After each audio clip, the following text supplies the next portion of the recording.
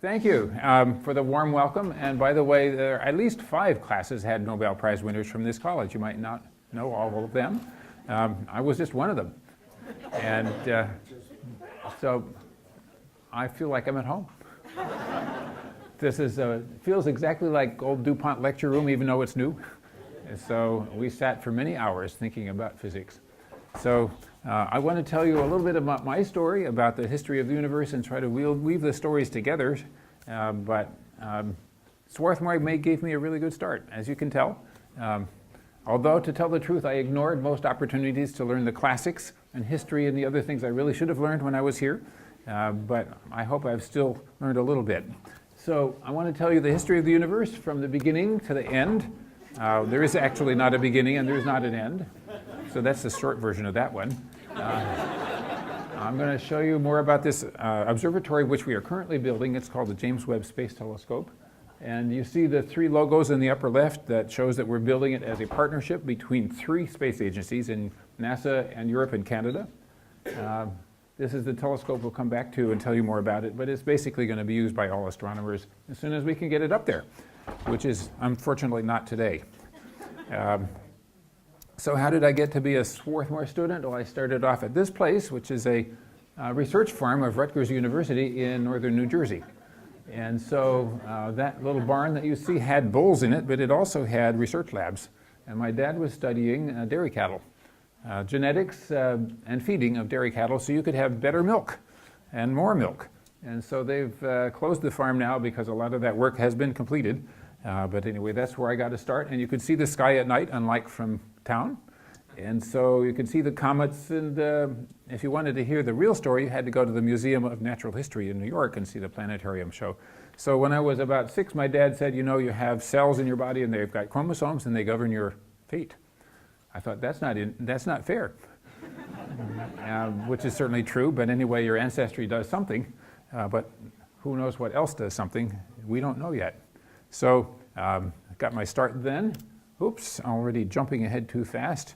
So I like to think about our place in our nation's history. Jefferson asked a pretty tough question when he wrote us the Declaration of Independence. He wrote about the laws of nature and of nature's God. And then he wrote, we hold these truths to be self-evident, that all men are created equal, that they are endowed by their Creator with certain unalienable rights, that among these are life, liberty, and the pursuit of happiness. And there's a big jump between the laws of nature and that. And we still don't really know how that would happen, but it did happen. So here we are trying to make sense of all the steps in between while we think about atoms and how we could write that. So I didn't study the part about how we could write that. So maybe other people can explain that. So some of this was worked out a long time ago, and my wife Jane, who's here in the audience, told me about Lucretius, so of course I had to copy it out. So he was aware of the atomic theory 2,000 years ago. He said, no single thing abides, but all things flow. Fragment to fragment clings, the things thus grow until we know and name them. By degrees they melt and are no more the things we know. So this has got a lot in it. It's got linguistics, it's got philosophy, it's how we name things, and it's got the atomic theory. So they had evidence for it 2,000 years ago, but we didn't know for sure until Einstein interpreted something we call the Brownian motion. So it took 2,000 years to find out he was right. Anyway, so how does that work? Well, we don't know, but we can tell you a little more stories. How did we get here? Well, we found out quantum mechanics almost a century ago. It was a lot less when I was a student here. It was newer. 50 years ago was a long time ago now. So quantum mechanics, we know we have the equations. We know pretty much that they're right. We know that you can't use them to calculate everything. In principle, they should tell you about the properties of concrete, but you can't use it for that. You better get some concrete and go measure it. So on the other hand, when you use your phone, the quantum mechanics people have been busy so they can know how to design all those little chips in there. We know the universe started out very smooth and very hot when it was young, and we have to come back to that because that's a long story. We know it was unstable. And so they teach you in school about something they call the second law of thermodynamics and say things do not spontaneously heat up. Everybody knows that. Your coffee cup doesn't heat up by itself. Well, nature gives you a way that things will heat up by themselves, and that's called cosmic instability. and in particular gravitational forces make that happen. So the universe has been unstable, is still unstable, and lots is going to happen. So even today we see instability everywhere. Our human time scale is pretty short, but even we can recognize that a structure that we built, the United States, is unstable, and the reorganization can occur. So anyway, that's for other scientists to explain. We know the universe appears to be infinite, but it can't say that because you can't see to infinity. There's no such thing as infinity. You can say we haven't got a reason to think that it has an edge. So we imagine that it's infinite. By the way, infinite is not a place. Infinite is not a thing. It means has no edge. You can't get to a thing, can't get to the edge of a thing that has no edge. So that's a curious thing. We studied a lot of infinity in math class here, and that was really fascinating. Anyway, it means this universe is very large, and even something that's very unlikely, as we feel it is, like civilization here, has happened at least once, so it's pretty likely that it happens elsewhere. It's unlikely that we're really the only ones. We have found out about stored information, and now we have something called information theory and the mathematics of all that. When I was 6 and my dad told me there's DNA on our cells, we didn't even know that there's a double helix for the DNA. It was before that was found out. 1953 is when we found that out. Now we can read the code. We can say the letters are in such a sequence, but we still don't know what most of that code does. So we don't have the secret decoder ring that tells you this DNA makes you this way. And we may never have that because it's too complicated. But anyway, we're making some progress. I thought it was never going to happen, and it has happened so fast. So speaking of instability, anyway, so that makes life possible. We're here because of that. We know that the copying of the information from generation to generation scrambles things up and is imperfect, so we get mutations, and so we are here and we're different from our ancestors. So it's good that there are mistakes. So we're here through evolution. And when evolution was described by Darwin, people thought, well, obviously human beings are the fittest. We're the top of the everything. So we are the fittest. So I think we didn't know yet at that time that what genetics would tell us now, our ancestors almost perished. There's good reasons to think there were maybe 1,000 people, which is only a little bit more than in this room. That was all of us. Maybe 75,000 years ago, because there was tough things happening in the environment then. So we don't know that that's for sure so, but anyway, if that had been a little bit less lucky, we wouldn't be here. Maybe the descendants of the Neanderthals would be here. We don't know. Anyway, we're lucky.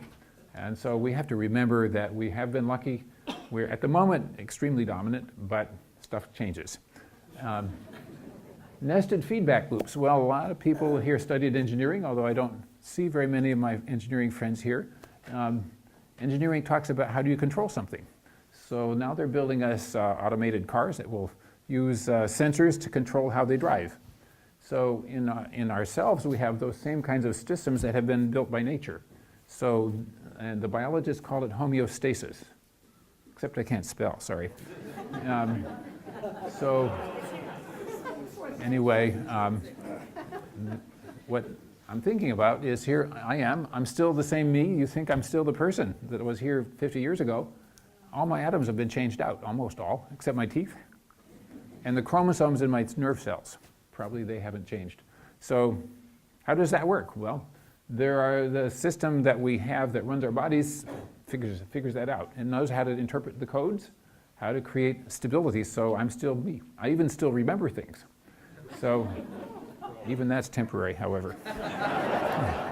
So how do we know what astronomers know? Well, we're going to look back in time. So this is how we do it. We look at things as they were when you look far away. You got a time machine right here. Those eyeballs are time machines. So you look at things as they were when light was sent out to you. And so when you're looking at something this far away, it's only 3 nanoseconds back in time. If you could look all the way back towards what we call the Big Bang, it's almost 15 billion years because light has been traveling that long. So that's a pretty interesting story. You really can look back in time. But how are you going to know how far you're looking? Well, we survey the universe geometrically, and we know the speed of light. So up in the top part is what the Greeks knew how to do. Draw a triangle and measure the angles, and at least one side of the triangle you can measure the whole shape. So we were supposed to learn that in high school math. And that's what astronomers still do, measure those angles and measure the lengths. And so quite recently, an observatory was flown by the Europeans. It's called Gaia. And they measured these distances for over 1 billion stars by measuring those triangles. So we have unprecedented access to the exactly where everything is. But nevertheless, that doesn't work for everything because sometimes those angles are too small to measure. So then you go to this other method, which the Greeks also would have understood quite well. I can promise you that those two candles that I drew there are really identical. And I'm not that good at drawing, but at any rate, if they were really identical, but one of them looked fainter, you'd say, well, it's because it's farther away, unless there's dirt in the way. So astronomers have worked at this method for most of our careers. For actually hundreds of years, we've been working at both of those methods. So now we can survey the universe and tell you how far away things are and how far back we're looking in time. So then you say, well, how about things moving? Well, we've got something called the Doppler shift, which has been known since the 19th century, both for sound waves and for light waves. So in the upper left, we got a picture of rainbows, illustrating that different molecules and atoms have different colors. So when you go out on July the 4th and you watch the fireworks and all the different colors come out, each of those comes from a particular different atom. Each atom has a different color that you can see. And so sometimes you see that there is a dark mark across the spectrum of the sun because the atoms are absorbing those particular colors. Sometimes they shine because that's the only wavelengths that are coming out. But at any rate, you now can do remote chemistry. You can study all those stars out there and say what's in them. And you can calculate a lot more about how they're moving and how big they are and how hot they are from all these details. But what I'm thinking about right now is just something called the Doppler shift. If all the wavelengths that we receive are shorter than they were when they were sent out, then we say the object is coming toward us. If they're longer, we say it's coming away from us. You can hear the same effect when you're out there on the interstate and the motorcycle goes past you. The engine pitch that you hear drops as the motorcycle goes. First it's coming toward you, then it goes away from you, the pitch drops. So it's the same deal.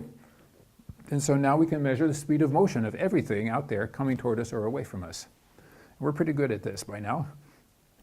So now we're able to draw a picture of the galaxies. So what's a galaxy? Well, a galaxy is 100 billion stars like the sun, orbiting around a common center, and they're held together by gravity. And as Lucretius would say, we have named them. So now we say, what are they doing? They're moving. So in 1929, Mr. Edwin Hubble drew us this graph. It was the first one that showed that distant galaxies are going away from us with a speed roughly proportional to distance. Speed up in the vertical direction, distance away on the horizontal direction. There's a trend there. You can see it. The farther away, the faster. So 1929. So if you divide the distance by the speed, you get the age of the universe right there. Shocking. Einstein said it wouldn't be true. One of the few mistakes we've caught him at. Everything else he said was true eventually, pretty nearly. But this one, he said this would never happen. So what each of these galaxies is a dot, and there's clearly a trend line. By the way, there are 4 of them down in the lower left corner, which the velocity is negative. It means they're coming toward us. That's going to be exciting. Future astronomers are going to witness a collision of our beautiful Milky Way with the Andromeda Nebula. And everything's going to be quite scrambled up. Anyway, so Hubble drew us this chart. You got the age of the universe of 2 billion years. Wrong. Why was it wrong? The candles were not actually the same kind. So it took us a long time to find that mistake. At any rate, we were forced into what we call the Big Bang Theory by observations.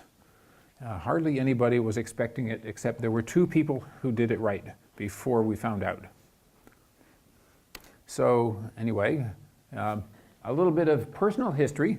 Back in 1946, this is Lyman Spitzer. He's at the end of the war, he was an astronomer, and he's shown here in his mountain climbing gear. But he said, we should build telescopes and put them in outer space and look out to do astronomy.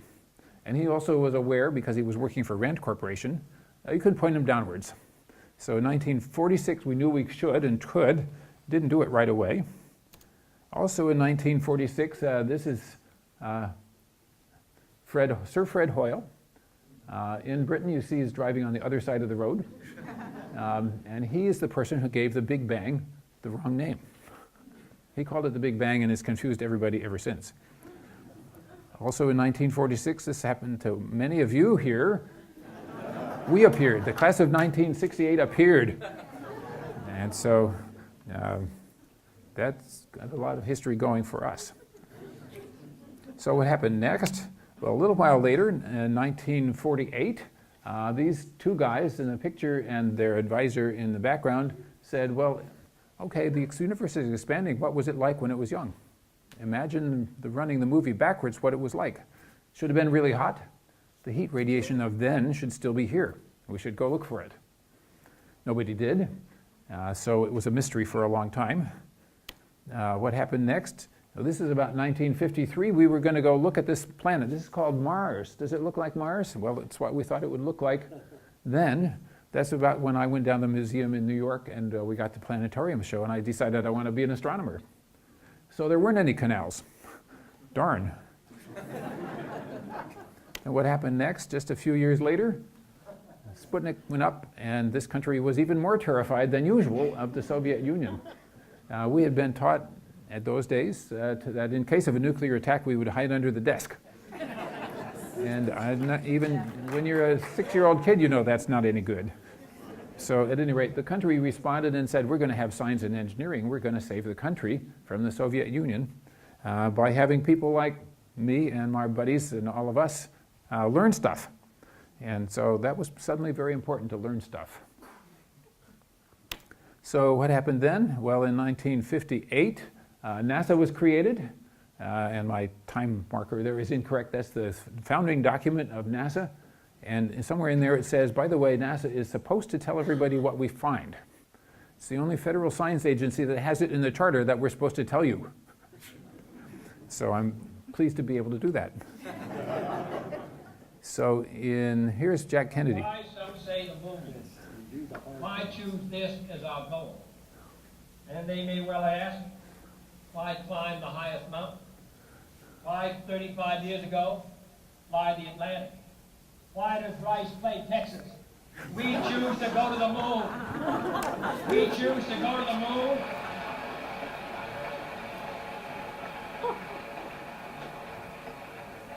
We choose to go to the moon in this decade and do the other things, not because they are easy, but because they are hard. Because that goal will serve to organize and measure the best of our energies and skills.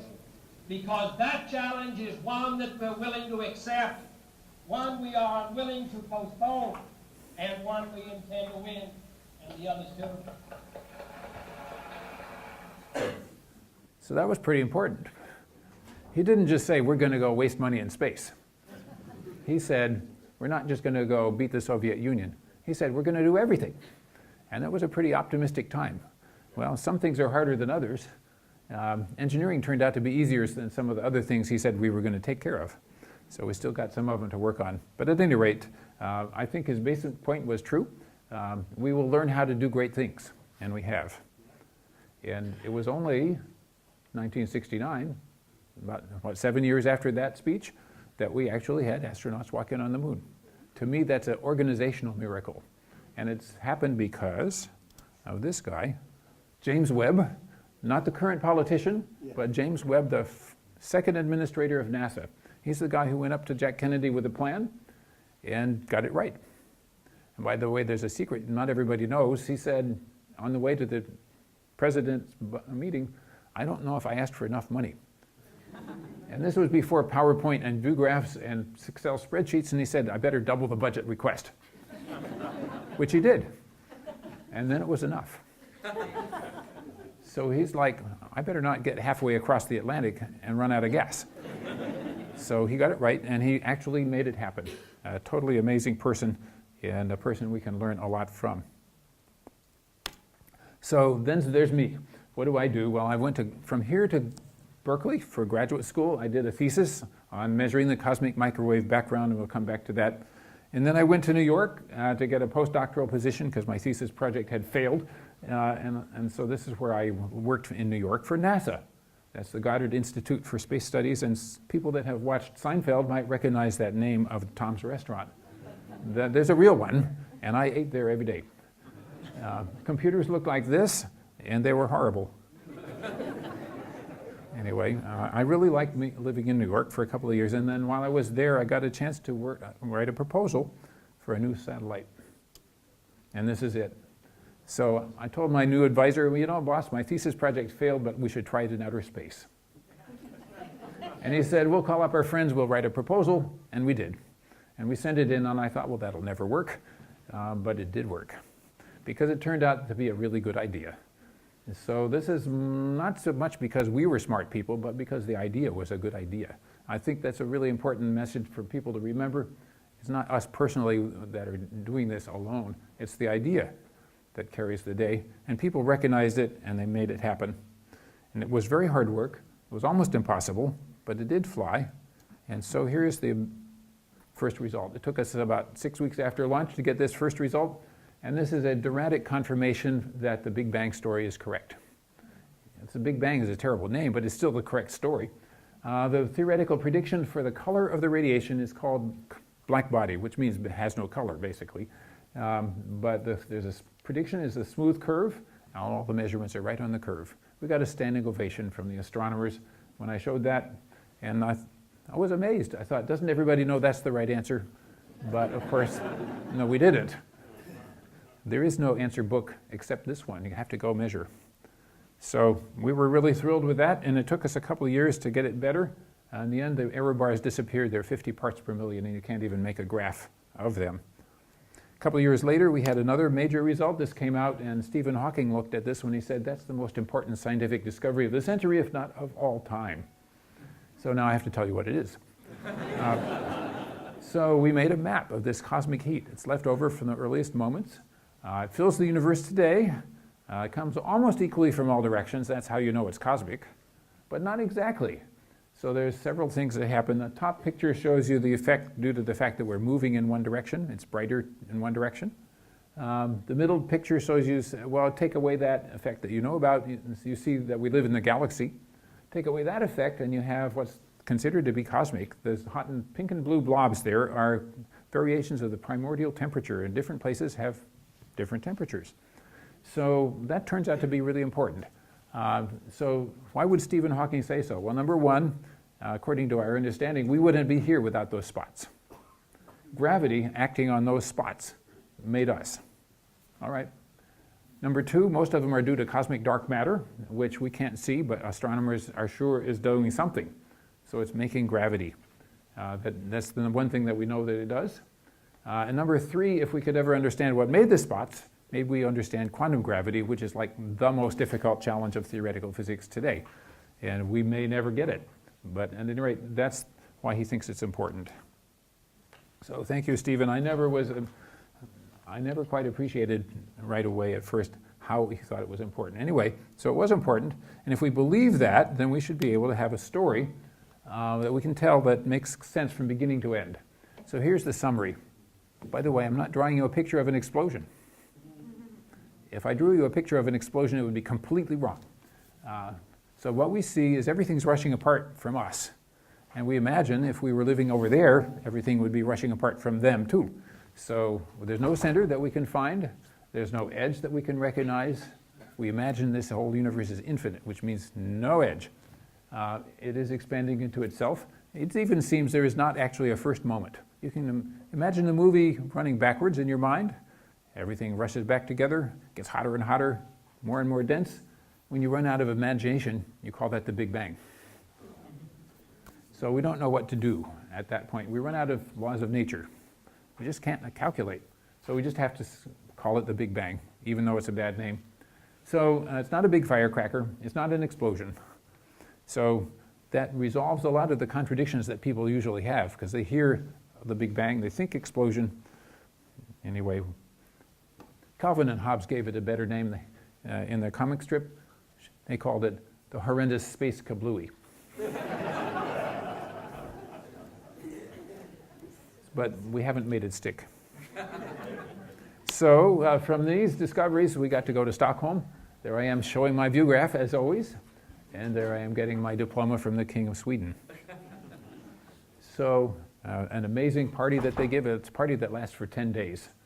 And so dinner with the king at his house, the palace, and a check that comes afterwards, which we turned into a foundation to give scholarships to students in not only sciences but also in ballet, because my wife Jane, who is here, is a ballet teacher.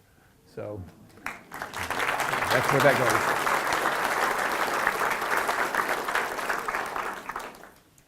So do it if you can. So now what are we going to do next? Well, how are you going to know if this story that we're telling is correct? Well, we got to go take pictures. So we built the Hubble Space Telescope, and we launched it 28 years ago. Can you imagine? 28 years ago. It's still happy. Why is it happy? Because astronauts went up to visit it 5 times. First, they had to fix it, and then they had to keep on upgrading it and replacing broken things. But it's very happy. It's doing very well, and it's not showing any great signs of wearing out. So there's no reason to stop using it. Eventually, we have to do something with it, otherwise it'll fall on New York or somewhere. But we haven't tackled that problem yet.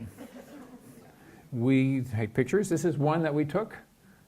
This shows a part of the sky called the Hubble Deep Field. So we decided, point the telescope at a dark place where there's nothing happening for 2 weeks. Take a time exposure. And what you see here is thousands and thousands of little fuzzy blobs, which are galaxies. Each of those is like the 100 billion stars orbiting. There's one star in here. That's the one there with the red and blue streaks sticking out. The rest of them are galaxies. So we didn't know there were so many. We also didn't know what they would look like this. So the Hubble telescope said, by the way, we thought we were going to be able to see the first galaxies being born, because we thought it would take them a long time. That was wrong.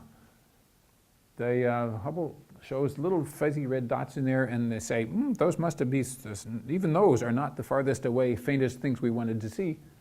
And astronomers wrote us a little book and said, please build us another more powerful telescope. This picture is still not good enough to answer our deepest questions. So they did, and we are building that telescope now. So now I have a movie to show you. I told you gravity pulls on those hot and cold spots. Here's what the computer code tells you would happen. So we're going to show an animation of a box of universe rotating in front of your eyes as it grows into galaxies.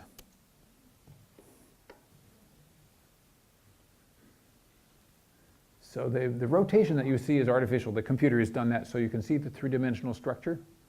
But right away, in a fraction of a billion years, things are already turning from a more or less uniform gaseous material into structures that are spread across space in kind of stringy things and then into sheets.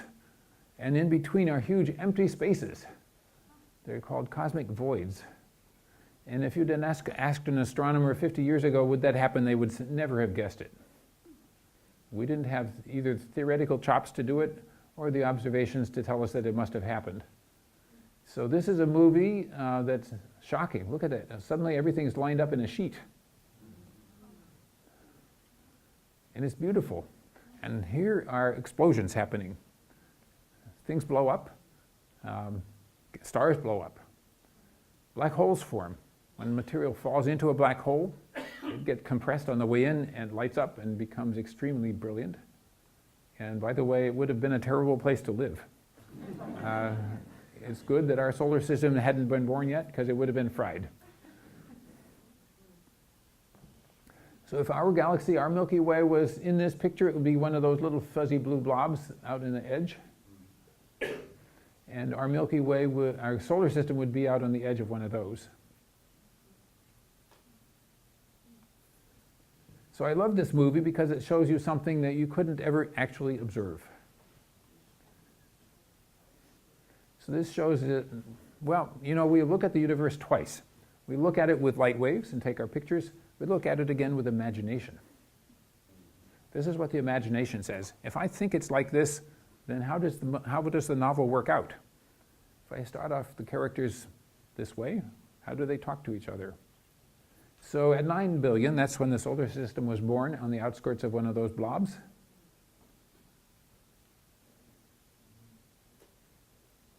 And now our job as astronomers is twofold. One is try to make the movie more accurate, and number two, keep checking it up against what nature actually did. So this is something we couldn't have done not very long ago. It needs the biggest and bestest computers. A little more about how did we get here? Well, here's a nearby galaxy called the Whirlpool Nebula. It's, oh, come on machine, do the right thing. Okay. The Whirlpool Nebula, obviously because it looks like a whirlpool, this was observed by Lord Rosse in 1845. That's the little sketch in the lower right-hand corner. He had a telescope 6 feet across in Ireland. And it was rainy, but he got good weather some of the time. And he climbed up his ladder and he made a drawing which turns out to be astonishingly correct for what we see now with the Hubble telescope. If the solar system were in this one, it would be on the outer edge. And by the way, this is a pair of galaxies. One of them is about to collide with the other. This is in our future too. Our neighborhood galaxy is going to come mess with ours in a few billion years. What else? Well, you might have heard that stars blow up. Well, here's one that did. It blew up on July the 4th, AD 1054, which we know because Chinese astronomers wrote it down and we can still read their records. So this is a nebula called the Crab Nebula, and inside there is a spinning star. It's 10 miles across, made out of neutrons. And the debris that you see flying out is the chemical elements of life. Carbon, oxygen, nitrogen, calcium, phosphorus, iron. What you see the building built out of came from stars like that. So when you look in the mirror in the morning, you say, thank you, exploding star. I'm here because of you. As one of my friends said, the stars died, so you could be here. So that's a totally astonishing story. Now, how are we going to know how did it really happen? Well, we try to take pictures with other kinds of telescopes. Here's one in South America that is taking a picture in the upper left corner of a new solar system being born. What it's showing you is the light coming from orbiting dust grains around the center. And, you know, there's some dark channels in there, and we think that's where new planets are being born. Right in those dark rings are places new planets. So a future solar system with roughly 9 planets. Probably not like ours, but you know, who knows. We have observed that the bodies in the solar system have craters on them. The Earth has craters, Moon has craters, Mercury, Mars, they all have craters. This is a story that might explain that. This is how the 4 giant planets were orbiting for a long time in this simulation. And the comets and asteroids that are left over from the beginning are orbiting around the outside. And they run along like clockwork, just like everybody thought the universe does, except the clockwork once in a while goes awry. And you'll see in a moment in this simulation, the orbits of the giant planets go haywire.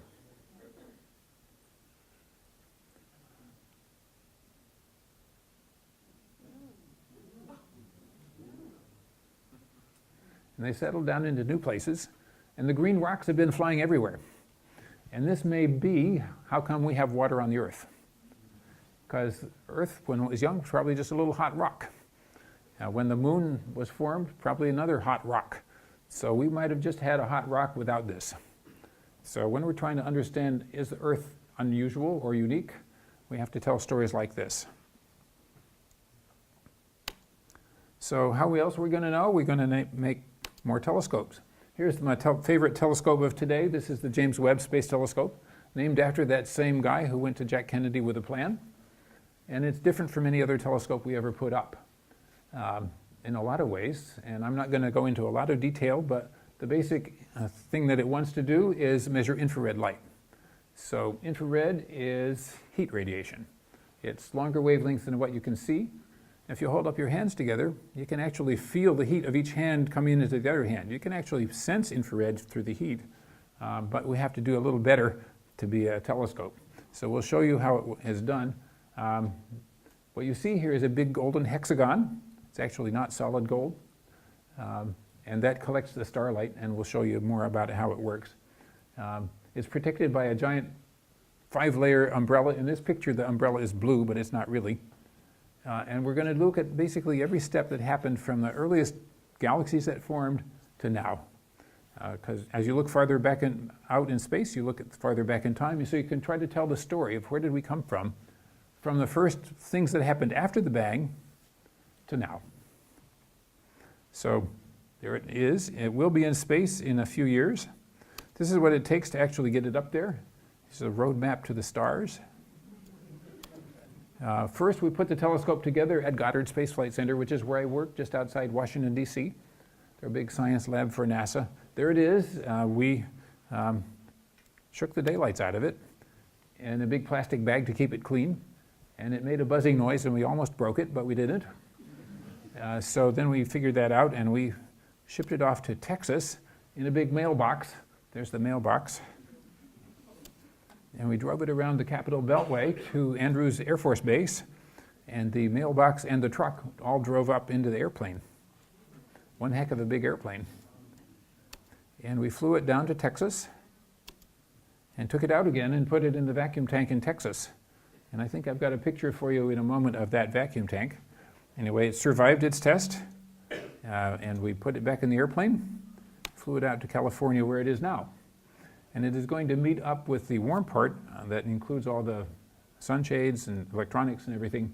We'll put it together, make it sure that it folds and unfolds properly. And we'll put it back in another mailbox, ship it through the Panama Canal, and meet up with the European rocket, which is being purchased for us by the European Space Agency as part of the deal. And then we will push the button. It will go up on a rocket flame straight into deep outer space. I'll show you where it's going, and then it will unfold for the last time, and knock on wood, it will start taking data. So that's the story we have to make happen. By the way, here's a picture of the vacuum tank. This was built under James Webb's leadership. This was built to make sure that astronauts could walk out and down the capsule ladder onto the surface of the moon and back up in a vacuum. So we had to upgrade it so it could make things cold. But anyway, that's our giant vacuum tank. When we were there, we had 51 inches of rain on the outside of the tank, or I should say on the outside of the building. The telescope was safe inside. This is where we're sending it out. It's 1 million miles out into space. Not to scale drawing here. It's 93 million miles from the center in the sun in the middle out to the Earth. I don't think my pointer is working here, so I can't do that. Anyway, 1 million miles from sun to Earth. 1 million miles from the Earth to the observatory out there where we call it L2. So, a classic case of not getting credit for things. This place was found by Leonhard Euler, but we called it the Lagrange point. So this is our scary movie. Some of you saw the scary movie of landing on Mars. This is a different kind of scary movie. Their little robot had to do it all by itself without any help from us. This one, we actually do this over the course of 2 weeks, and every time we do something, we confirm that it worked properly, and then make sure before we go on to the next step. This is unfolding this giant thing in space. It is much bigger than the rocket. There was no way to get a rocket big enough to put it up like this. And an extraordinarily complicated process. You could say, isn't that awfully complicated? And the answer is yes, but as far as we have found, there is no other way to get at the science we're after. And when we hired the company that's doing it, they said, oh, that's not the most complicated thing we ever did. But it's way up in the top few. So naturally, this is a connection to the aerospace industry, which works mostly for the Department of Defense. And we look at our budget for this and we say, oh, that's an immense budget. It is actually immense. It's hundreds of millions of dollars a year to build this, but it's roughly 1% of the budget of the company. Because they're working for your government, building other things. And if they weren't, we would not be able to ask them to build this either. Because the engineering talent that it takes and the processes that it requires to make one of these come out right is, well, unique. Another perspective I have about this is we wouldn't be doing this if we hadn't fought the Soviet Union to get to the moon either. So in a way, we should be appreciative of those strange connections. How good is it? Well, if you were a bumblebee, we'd be able to see you at the distance of the moon. So as far as we know, there are no bumblebees hovering out there, but we'd see it two ways, actually, both the reflected sunshine and the heat that it would send out. So which means that when you want to look at something that's as bright as Mars, you really have to work hard. But we will. We can look at all the solar system objects from Mars on out.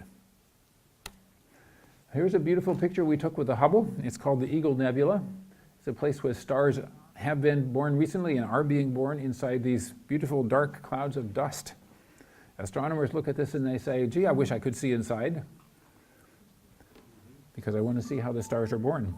So Hubble has a little bit of infrared capability, and it shows you can actually see through the dust cloud with infrared. It's a version of what you get when you go to the airport and they do your millimeter wave scanner, and they put up your hands over your head and they look at you. The longer the wavelength will go actually right through your clothes.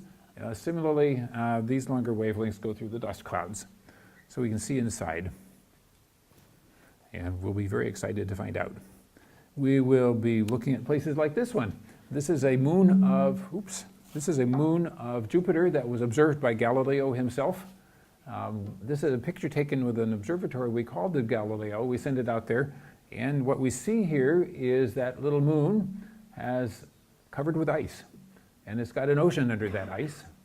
And recently we found out that it's got lasers with water coming out, and people say, well, we thought we were going to have to drill a hole to get down to that ocean to find out what's in it. Now we say, just where do you go land so you can sample that water as it's coming out? So what we're working on next is a probe to fly through the plume, fly through the vapors as they're coming out, eventually go land there, because it could be alive underneath. Now, how about other places, other worlds out there? Well, this is one of our more powerful techniques to look for other worlds around other stars that have planets. You wait for the planet to go in front of the star and make it blink. And so we've got thousands and thousands of them that we found this way. And obviously this is something to be followed up if you can. So we got a big catalog. We've just launched another little satellite that's going to many more thousands of candidates to be followed up, track down and find out what's in them.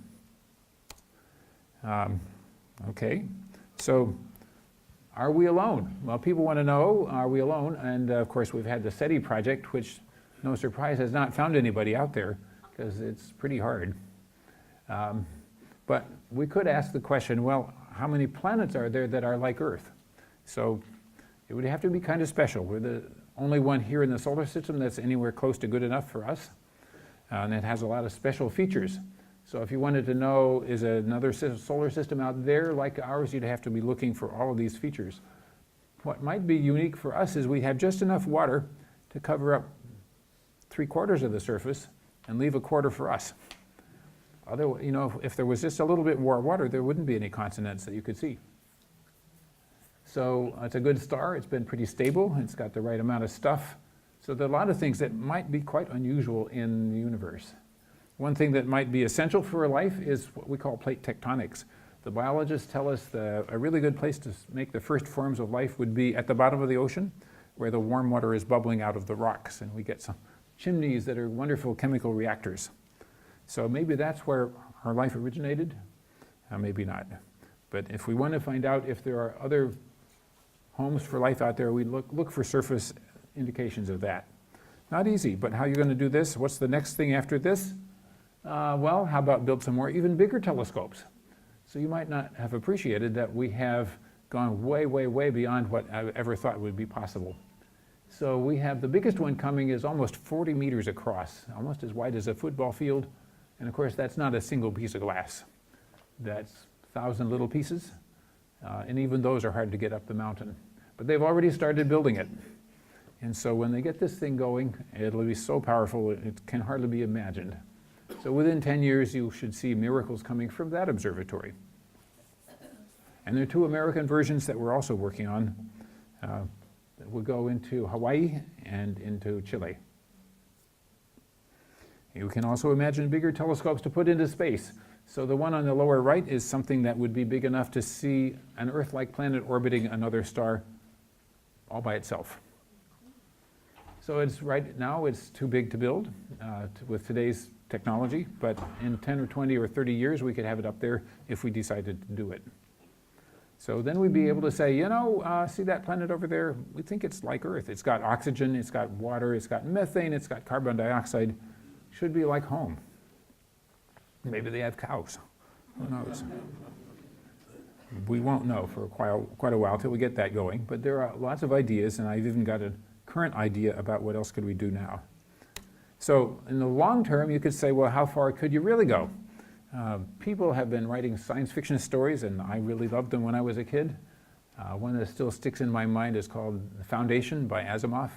He talks about how we're going to survive the corrupt galactic government. So need a foundation. At any rate, we are certainly building robots, and they're getting better and more powerful, and they don't mind being in outer space if you build them right. If they don't have to breathe, and they don't mind being in a vacuum, and they can tolerate the temperatures out there and so forth. They are getting pretty good computers here, although we haven't gotten any very smart computers into space. We certainly have them on the ground. And so I think there's no question that we're going as fast as we possibly can, because there's an immense commercial pressure to do it, as well as every government agency who's in charge of our security is working on that too. So I'm kind of scared about that, because it's not clear who's going to own them or control them, or if they can be owned or controlled. Because at some point they're going to be smarter enough to say, hey boss, I don't agree with you about that. So we are not going to travel very far. We can go to Mars, and there are lots of plans to do that. NASA's working on it, Elon Musk is working on it, other people are working on it. So there's no question in my mind that we could do it, and probably will. Right now, Elon Musk is going pretty darn quick, but he's a very he takes risks that government would not take. So in the very, very, very long-term term, I can imagine that future robots will go and whenever they like.